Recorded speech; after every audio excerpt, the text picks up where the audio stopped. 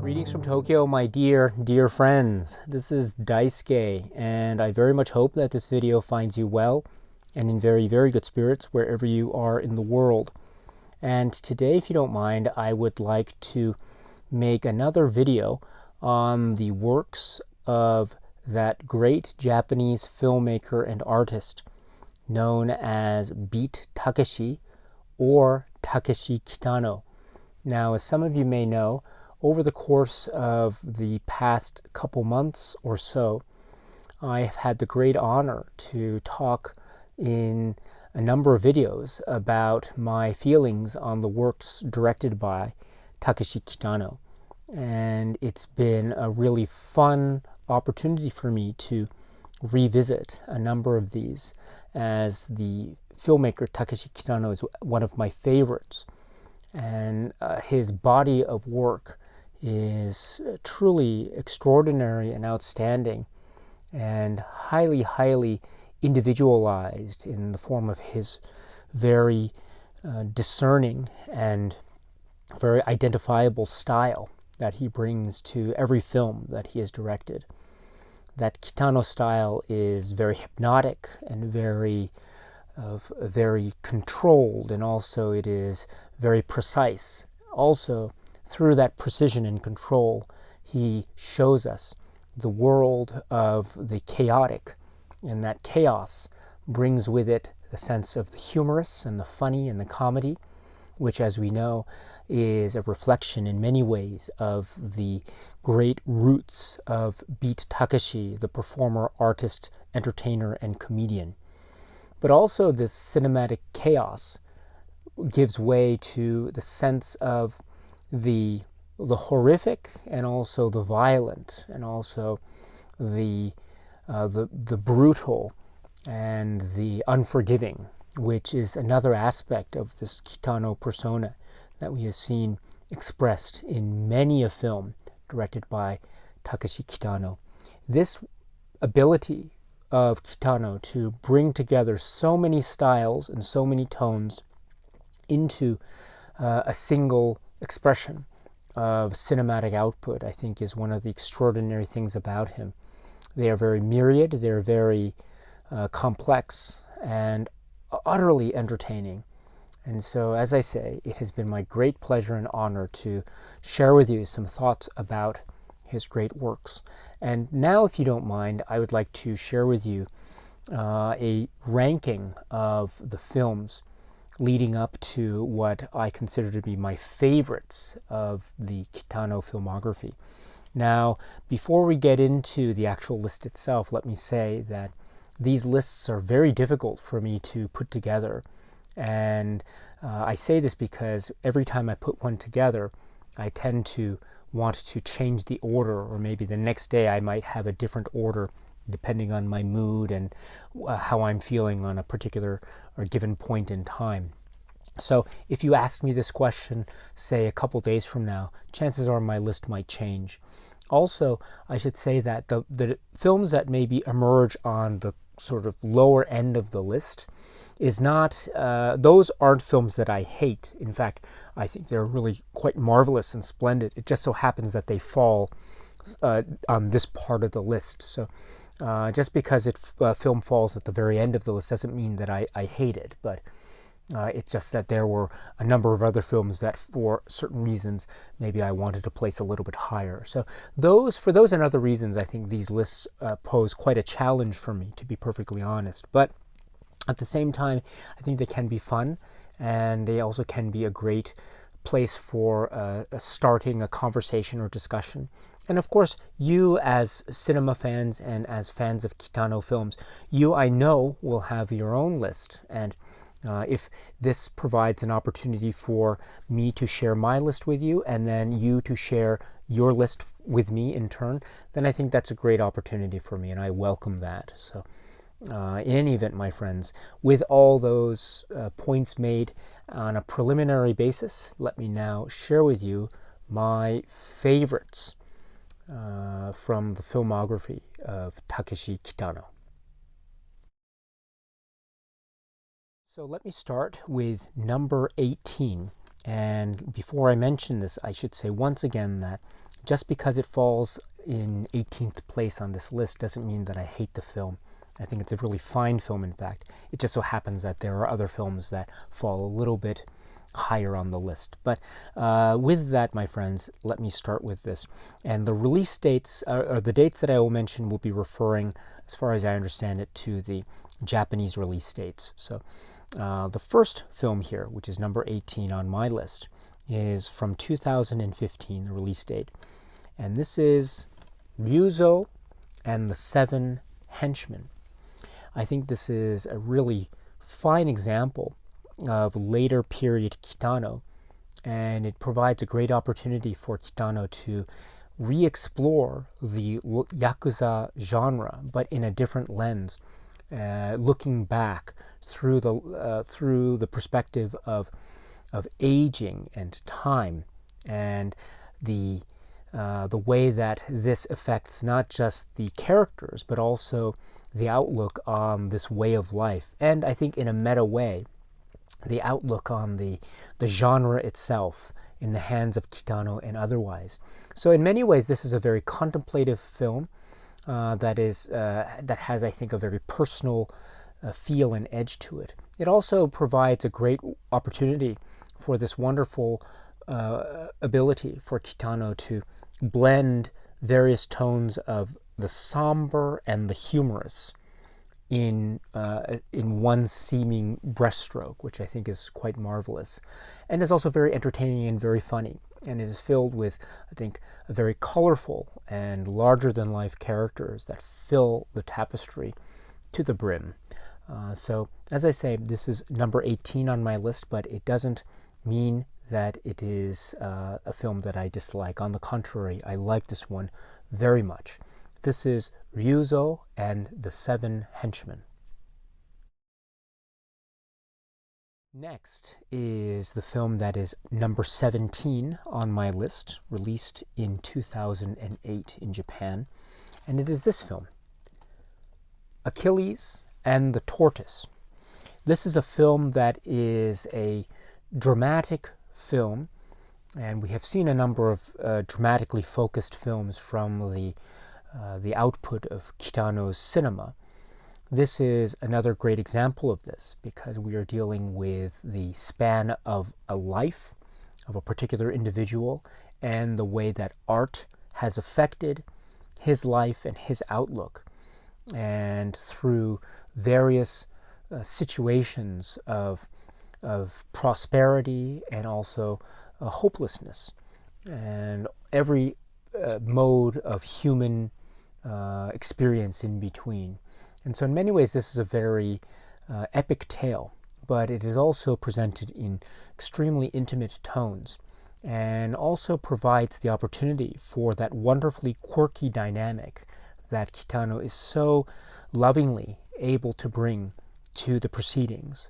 And he does so with a sense of earnestness, but also a sense of the witty and the humorous that is very much characteristic of his brand and his form of cinema and his form of entertainment overall, but never losing sight of that which is can be expressed as being the emotional or the meaningful in terms of a humanism that is at the heart of this film, I would suggest. So this is Achilles and the Tortoise. Once again, although it falls at number 17 on my list, that does not mean that I dislike the film. On the contrary, I think this is a very powerful work, and I think grows in stature as time passes, and I think it has a great power and a lot of reward upon watch and rewatch. So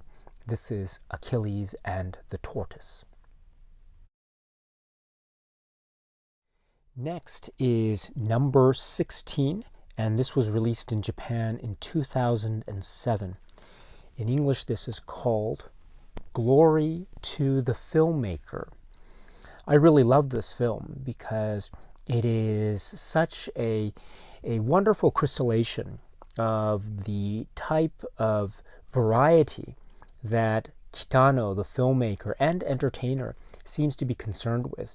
You're getting so many different approaches to various genres of cinema, for example. You're also getting insights into the filmmaking process through this prism, if you will, of the creative frenzy that we can imagine the mind and soul of the artist, that is Beat Takeshi, must be experiencing upon every artistic endeavor that he undergoes.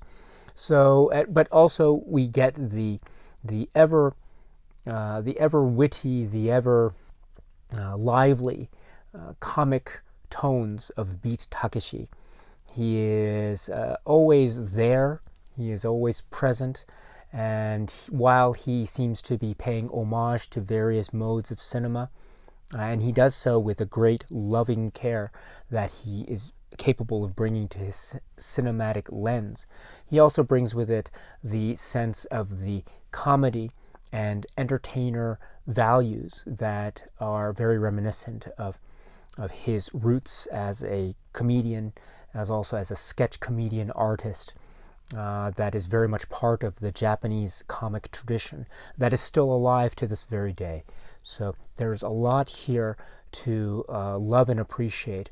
The episodic nature of it too means I think it is very digestible, and it has a lot of ties to Takeshi's past, or Takeshi Kitano's past, but also his present, because as we know, he is still an active entertainer and comedian, and he is ever present to this very day on Japanese media and television shows and the like. So this is in many ways a great reflection of the various personalities and interests that we can imagine are at the heart of the filmmaker and artist known as Beat Takeshi or Takeshi Kitano. So another great example.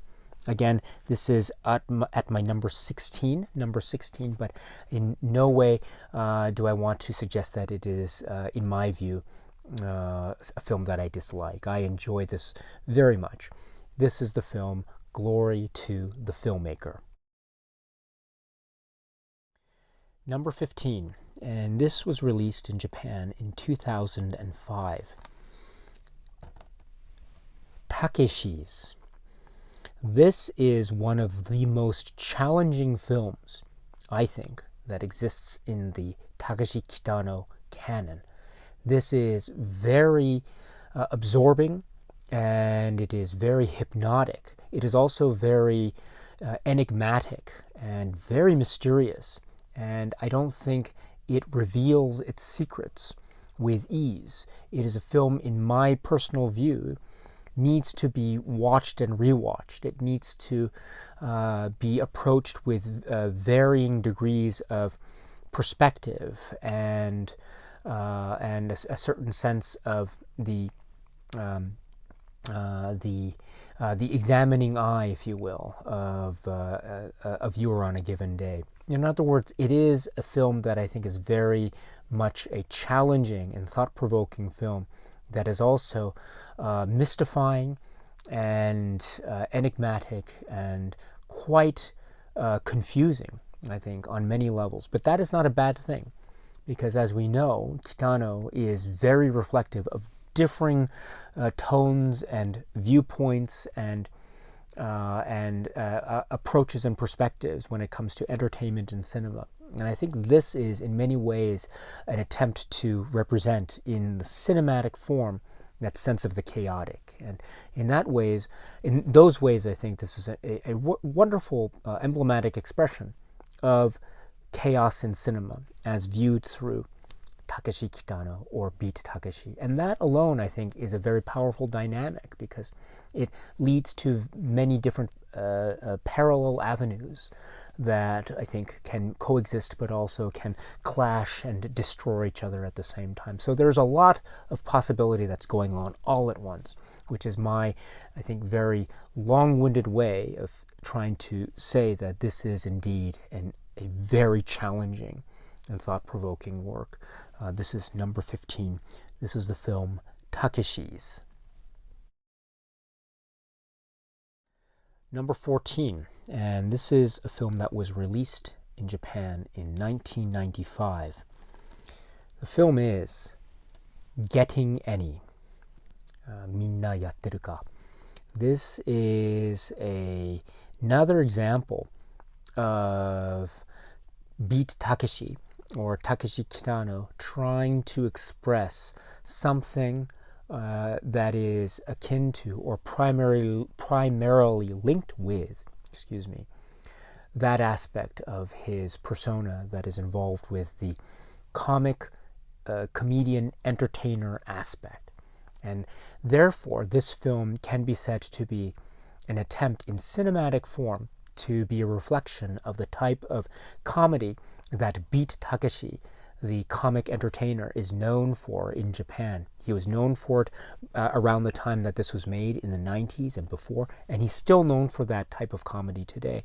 Of course, there are other aspects of his public persona that have emerged both in cinema and television and other forms of media. But still, this component of the comic entertainer is one of the key aspects of the public persona that is Beat Takeshi.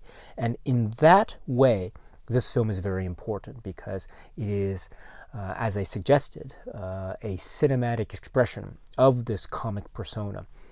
I think it's also a film that, from my perspective, again, living in Japan and knowing Beat Takeshi and the type of comedy that I see on a regular basis here in Japan, even now, I think it's very funny indeed. And so it never fails to bring a smile to my face, and it always serves to be a great reminder, again, in cinematic form, of the great breadth of talent and perspective that Takeshi Kitano, also known as Beat Takeshi, holds in this manner. So this is the film Getting Any.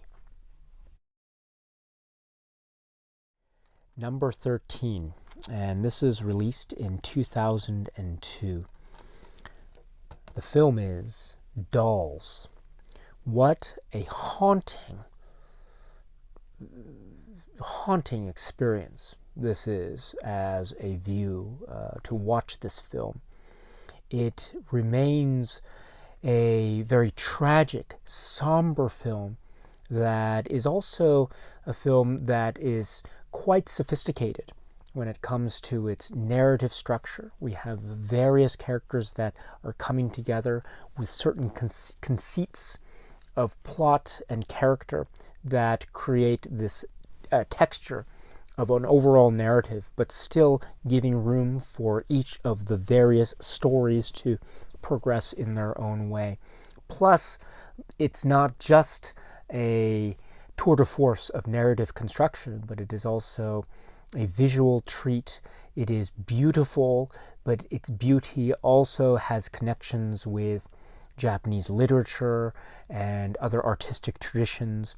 And also there is a sense of the tragic and the unavoidable sense of that tragedy and the sadness that permeates the air. There is a sense of hope, but also there is a sense of hopelessness. But these all come together in these breathtaking poetic expressions of really complex beauty that always maintain their trajectory and sense of the emotional core that is at the heart of these stories and these characters, thus making for a very enriching, rewarding, and very emotionally moving experience indeed. This is the film Dolls. Number 12, and this was released in Japan in 1991, and the title in English is A Scene at the Sea. What a miraculous film this is on a number of levels. It is, of course, a technical tour de force due to the way that Kitano in this film reveals or withholds information. And the main conceit or the main mode of this type of technical tour de force cinematic expression is found in how dialogue of characters is expressed or not expressed through words or silence. This is the key. As a technical feat, it is amazing. But, as we know, this is not all, because through this conceit, he is able to fashion a story that is, on the one hand, seemingly quite pure and has a pure, simple nature to it, on the one hand. But it also provides the window into the complex myriad of possibility that is the human experience, and also the emotional terrain of joy, of relationships, of love, of things and people, of devotion to a particular task, of living in a particular society with friends, but also being devoted to a single purpose, and everything that is so much relatable and so much part of the everyday fabric of the lived-in experience of anyone who watches this film. That is extraordinary about this. We have a film that deals with silence and also moments of contemplative beauty and stillness, but at the same time, that provides a window for a myriad, a limitless sense of the examination of the human spirit. Extraordinary work indeed. This is the film, A Scene at the Sea. Number 11. This is the film that was released in Japan in 1996. The film is Kids Return. What a great film in terms of the exploration of youth, of lost youth, of yearning for friendships, of discovery and self-discovery that is part and parcel, that is very much linked to the idea of adolescence and being kids, but also growing up. And not just growing up, but also growing up in the world, in the modern world. Here we have modern Japan, but it could be anywhere, because these issues of growing up and coming to terms with the people around us, but also ourselves and the world that we inhabit, these give way to a number of very complex and difficult questions about human existence and the meaning that we attach to ourselves and to our own lives, and what it means in the long run when we encounter not just hope and accomplishment, but also disappointment, and yes, the bitterness of such disappointment.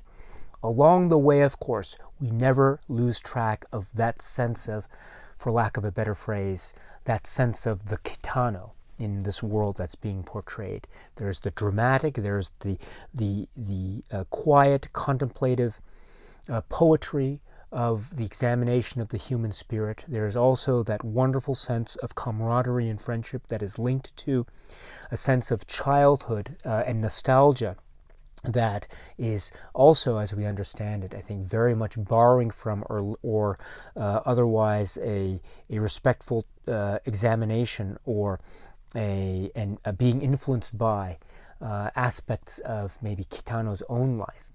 Also, there is a sense of the comic and the humorous that is very engaging and very witty. So we're getting it all when we watch this film, Kids Return, and it remains such an emotional experience every time I see it. What a film this is. This is the film Kids Return. Number 10, and this was released in Japan in 1990. The title in English is Boiling Point.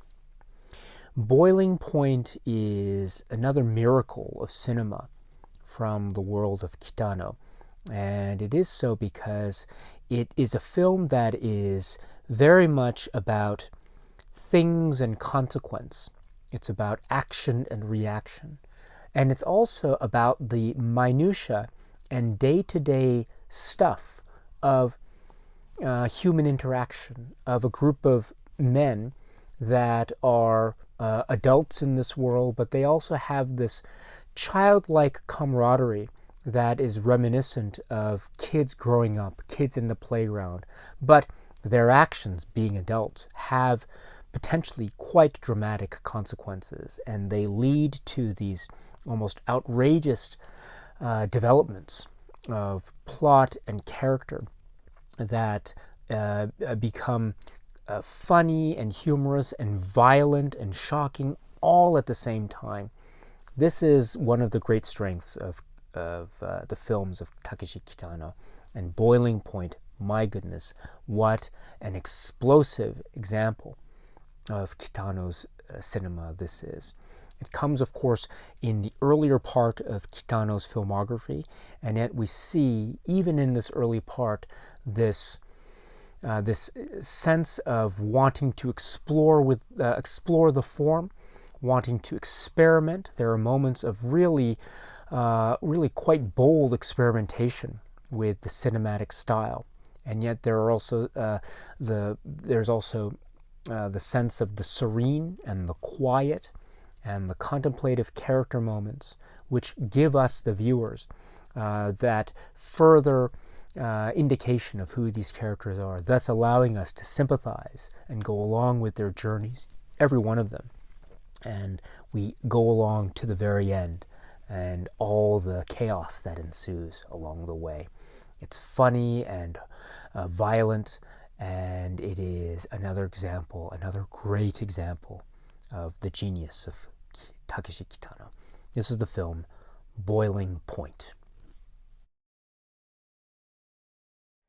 Number 9. This is a film that was released in Japan in 2001.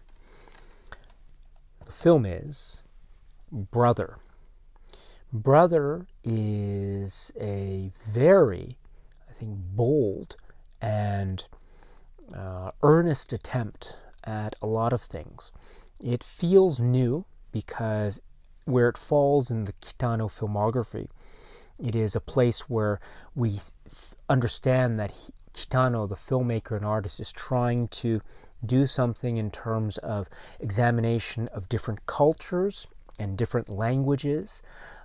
East meets West in a very interesting way. And so we understand that this is something that is at the very heart of this film. And it becomes a very key thing when we see how the plot and characters develop over time, over the course of this film.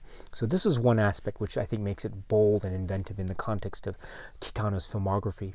And yet at the same time, we know that this is such an aggressive expression of those plot beats and those cinematic interests that we understand Kitano holds. This is a brutal Yakuza film, and it is ultra stylish, ultra cool, and at the same time ultra violent, and quite a brutal, and as I said, the word aggressive. Yes, this is a brutal and aggressive and bold expression of this cinematic genre that Kitano, or Takeshi Kitano, knows oh so well, the Japanese Yakuza film. So it's doing things that are bold and inventive, at the same time relying on that mode of expression that makes Kitano films so wild and so outrageous and oh so entertaining. So this is the film Brother. Number 8, and this is a film that was released in Japan in 2017. The film is Outrage Coda. Now, the outrage films are films that I will be speaking about momentarily as this list continues. But now we're at number 8, and this is Outrage Coda. As a part of the outrage films, this is another great chapter, a really captivating chapter, a continuation of various plot lines from the previous outrage films. A number of characters, a lot of them in fact, that we saw in the previous films re-emerge in certain aspects in this film. And yet we have something that feels very much like another rich and deep contemplation about the sense of honor and the way that times change. And that's not just the case for the ways of the Yakuza, as we see expressed in this Yakuza film, but it's also another meta-examination of the genre and the workings and reworkings of the genre, as we have seen Takeshi explore time and time again in his wonderful way. This is another example of that exploration. It is also another example of the genre expression, but it is also in many ways a story that is about closure. It is about ends of things. It is about the finalization of certain acts and consequences, and also it is about the meeting out of things that have been boiling, bubbling up for years, and finally explosions erupt. But also the consequences of that, and what it means to endure those consequences. As I say, in the world of Kitano, actions have consequences.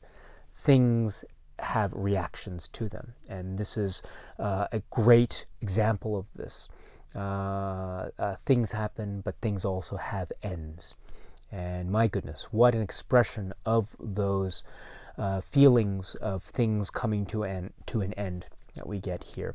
This is the great example from the Outrage series that is in and of itself a fantastic film.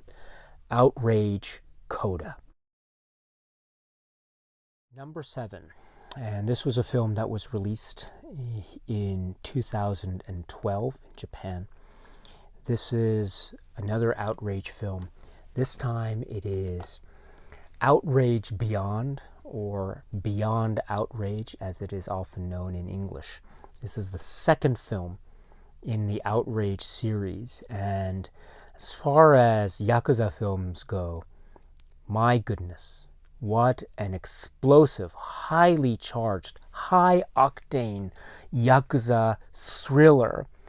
Supremely entertaining, very funny, and very shocking and very violent. So complex, overly complex, but that's one of the great beauties and great selling points of the Outrage series, is the level upon level upon level of complexity that is achieved in the course of this story. But also, and this is the case, I think, in particular with the film Outrage Beyond, or Beyond Outrage, not only do we get these levels, but we get the payoff of things that have been promised and set up in previous plot constructions that go all the way back to the first film, Outrage, thus making this very much an outrage film, but also very entertaining and so satisfying on a number of levels.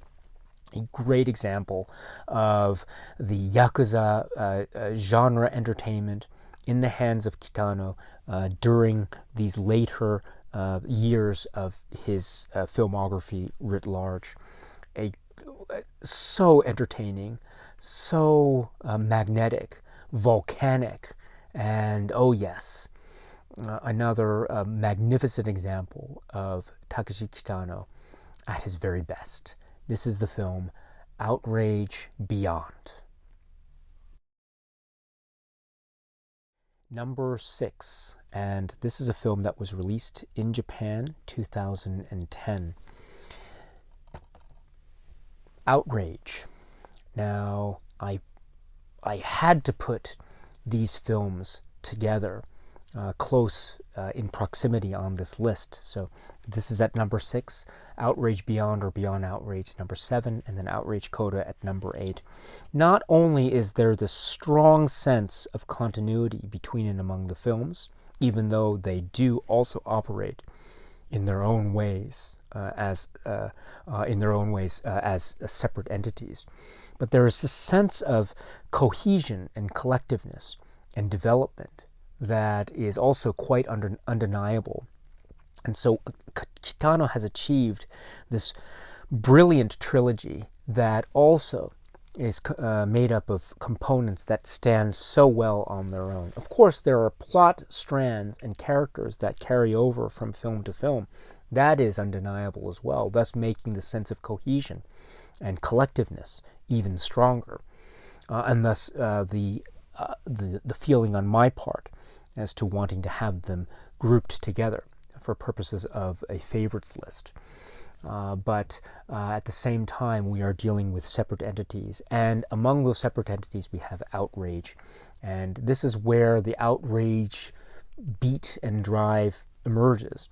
And what that means is we get ultra-stylized violence, this sense of the cool and the machismo, in the context of the Yakuza universe that's being set up by Kitano here, and the complexity, the level upon level upon level upon level. The character network is so dense and so complex and complicated, it's overwhelming.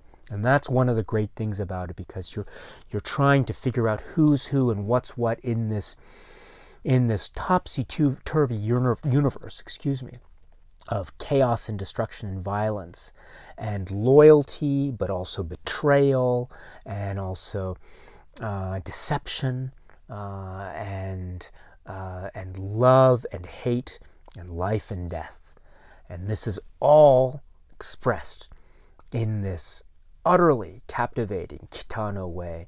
And as I say, it carries on in a beautiful crystallization in Outrage Beyond and then Outrage Coda. But it has its roots here in this film, Outrage. And it is so cool and so entertaining and shocking. This is the stuff of Kitano. This is what makes Kitano great. It's films like Outrage. And it never fails to amaze me, to stun me, to surprise me, to make me laugh, to make me feel scared and confused. This is the stuff of great cinema, in my opinion. What a great film this is. Outrage. Number 5. And this is a film that was released in 1989. In English, it's called Violent Cop. Violent Cop is one of those miracles of cinema. In many ways, it can be said to be a supreme example of WTF cinema. Really, this is a WTF film in the best possible sense. One of the great things about cinema is the ability of cinema to surprise and shock and leave viewers with a sense of awe and confusion and not being sure of things. Well, my goodness, when this film emerged, there was this sort of shockwave, if you will, because of the clash of what we knew Beat Takeshi and his persona was as this lovable comedian.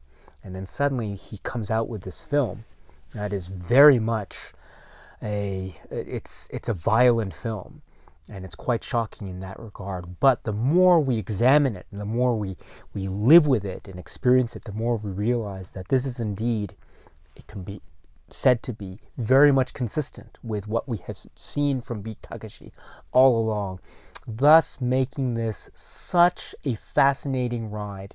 It is one of the perfect examples of the cinematic examination process of Kitano, the way he uses editing, precise camera placement, the way he uses static frames that suddenly give way to bursts of energy and violence, that has the means of disruption, that has the means of shock and awe, It also has a way of engagement with the viewer.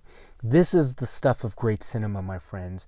It is a film that is poetic and very methodical, and it also is a film that knows when to turn up the heat, as it were. This is wow. This is so much a Kitano film because it has so many elements that are balanced so beautifully. There's still the aspect of the comic, there's still the aspect of the humorous and the witty, the dry humor, the sense of the iconoclast and the loner, and the sense of the individual against the society, which is also very much an expression of Kitano and Beat Takeshi and his comedy as well. So there is that and so much more, because we know too that this will also lay the foundations for a lot, or perhaps everything, that we have seen in Beat Takeshi's filmography from here on out, thus making this so important in many ways. It is a hugely impactful film, but still is highly charged, highly dynamic, and brutal, and so unforgiving. That is what makes Kitano films so great. And it comes here. It starts right here with this film, Violent Cop. Number 4, and this film was released in Japan in 1999, and it is this film. In English, it's called Kikujiro. This is so beautiful, an emotional tale about a young boy and a quest, a search for some kind of sense of identity, a search for family, which also becomes an emotional journey for the young boy and also the characters that we meet along the way, the companions, the friendships, the ups and downs, and those ups and downs are expressed with a real sincere and genuine sense of warmth, but also a witty and perhaps a slightly cruel sense that is also very comic and very funny, and also very tender. The world in this film, Kikujiro, is one that can be quite cold and quite lonely and quite relentless. But it can also be a place where friendships are forged, one meets people along the way, and certain adventures take place, certain episodes take place. And those help to remind the characters, and thus remind us, the viewers, just how warm and charming and beautiful these situations can be. And they can arise from the seemingly simple and the seemingly handmade. But whatever the sources are, my friends, this film never fails to show us that they always lead to these unexpected, beautiful, and quite overwhelming and emotional and powerful things, powerful moments that give us the opportunity to really try to explore what it is that's important, and what it is that makes us feel accepted, and what it is that makes us feel or makes us look at ourselves and our notions of family, and also our notions of friendship and acceptance and being accepted, and along the way laughing and smiling and just being swept up and being charmed along the way by that wonderful master of ceremonies, Beat Takeshi, or Takeshi Kitano. So this is the film Kikujiro. Number 3, and this is a film that was released in Japan in 2003. Zatoichi. Zatoichi is an unbelievable work of art. Another one, right, from the mind of the artist that is Takeshi Kitano. It is so remarkable and unbelievable for a number of reasons, but if I had to try to distill it to its essence, what I think it's its essence, it is that it is doing so many things at once, and it is going in so many different directions at once, and it never loses balance. It always maintains a focus. That is the remarkable thing about this film, in my eyes. It is going so many different places. It is a traditional Japanese sword play film that is made even more traditional if we consider the fact that this is a Zatoichi film, and we know that this character comes from this well-established tradition that was, of course, made famous in the film series from a number of years back. And so this is in many ways a visiting or revisiting of this already established genre and storyline of films and character, thus making it, on the one hand, a kind of traditional homage or examination. But I was going to say the word re-examination because that prefix is very important, the re, because it is, on the one hand, a traditional callback, but it is also a fresh, bold, inventive, almost reimagining of this iconic character in Japanese cinema. And this bold, inventive reimagining is done in so many ways. It's done through the visual palette. It is also done through the very brave, almost quirky application of the musical score, genius, by the way, and also the application of dance and tap and musical numbers, and also the way that violence is portrayed. There is a sense of the use of a computer-generated imagery, but that too, in turn, brings in, I think, both directly and indirectly, ideas and concepts and notions of the visual graphic arts as expressed in this Japanese film, that therefore means it is a film that seems to be at the state of the art in terms of visual graphic depictions, but also is talking about something that is of a traditional cinematic trajectory. But it's also dealing not just with the cinematic form, it's dealing with dance, tap, music, and the whole tapestry is brought together in the poetic style that also remains so thoroughly entertaining. This is the mix that Takeshi Kitano is able, in his genius way, to not just control, but to encapsulate and thus to burst onto the scene with this sudden rush of energy that is, as I say, inventive, bold, and thoroughly entertaining. What a great Zatoichi film this is. What a great Kitano film this is. What a great film this is. This is the film Zatoichi. Number 2. And this is the film that was released in Japan in 1998. The film is called Hanabi.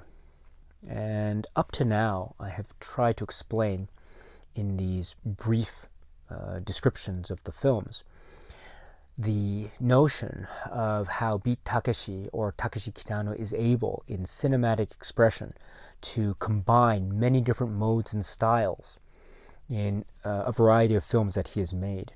This is one of the greatest examples of that type of varied form of cinematic expression, the myriad application of differing perspectives, and that at the same time, and this is, again, as I say, the genius of Kitano, at the same time, he always maintains this sharp focus trajectory, and that sharp focus trajectory is always trying to capture the sense of the humanist style, the emotional style, the idea of what it is that is important to us in our lives, how tragedy and trauma can affect that or usurp that, but still how we try to deal with certain senses of the sad or the somber.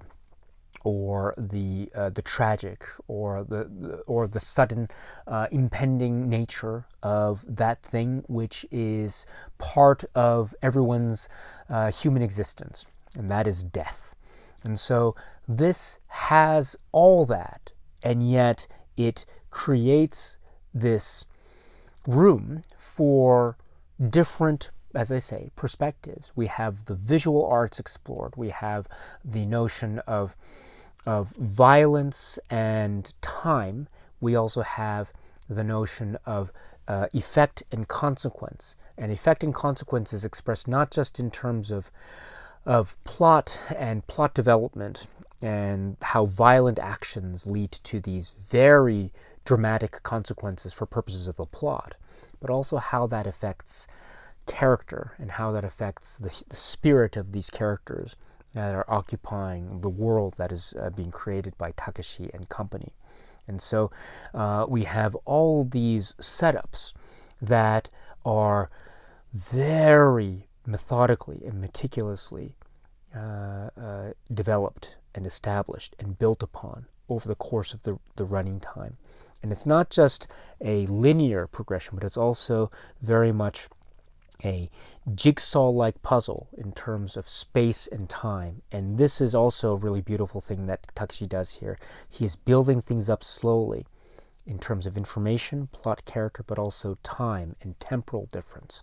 And when that build-up reaches a certain point in this film, suddenly we have this release. And the release of that build-up, that tension in this film, is what makes this so hypnotic, so captivating, so shocking, and also very emotional, incredibly emotional. It is also a very witty and funny film. There are some aspects that are reminiscent of not just great slapstick comedy, but also this sense of silent film, which we know has found great expression in other parts of Kitano's filmography as well, the idea of the silent film expression. Well, here we get that as well. And it is always something that is an expression of variety and differing perspective, but also at the same time, everything maintains a sense of consistency within the world of Hanabi. And that's what I mean when I say there is a sharp, focused trajectory, and Kitano never loses sight of that. Never. And as a result, we get what is what could be one of the most emotionally powerful and unforgettable works in the cinematic oeuvre of Takeshi Kitano. This is the film Hanabi. So now we come to number 1 on this list. And this is a film from 1993, released in Japan in 1993. Sonatine, or in Japanese, Sonatine. This is a masterpiece. It is considered by many to be the great masterpiece of Kitano, or Takeshi Kitano, the great masterpiece in a filmography of great masterpieces. But for a lot of people, this one stands out, and I think for good reason. It is a film that has it all. It has that sense of meticulous craft and style in the way that visual presentations are carried out. It has that sense of control and pace, the methodical pacing, the editing, the craftsmanship, and the timing that is very key. There's a sense of stillness, there's a sense of contemplation that is also keyed into the storyline. This is a story about Yakuza. This is a story about dealing and double dealing and triple dealing. This is also a story about hiding out and the downtime and the waiting. And during that waiting time, what it is we try to do, or these characters try to do, to, in essence, fill out the time or to pass the time. And in that process, there's a sense not just of the passing of time and the boredom, but also the contemplation about life. In many ways, this is a film that could be said to be about, or a cinematic expression of boredom, How is boredom being experienced by these various characters, and how do they deal with that?